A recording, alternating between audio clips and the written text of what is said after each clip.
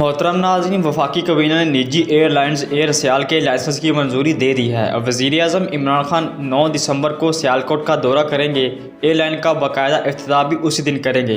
मंगल को वज़ीर-ए-आज़म की ज़ेर सदारत वफाकी काबीना का इजलास हुआ, जिसमें मुल्की सियासी, मुआशी और मजमूई सूरत-ए-हाल पर गौर किया गया।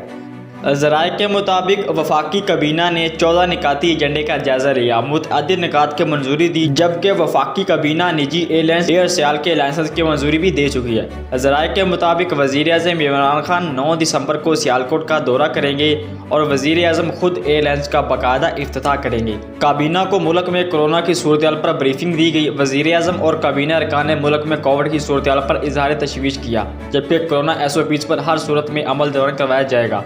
वज़ीर-ए-आज़म ने कहा कि SOPs के मामले में हर किस्म की गफलत को बर्दाश्त नहीं किया जाएगा। मास्क की पाबंदी हर सूरत करवाई जाएगी।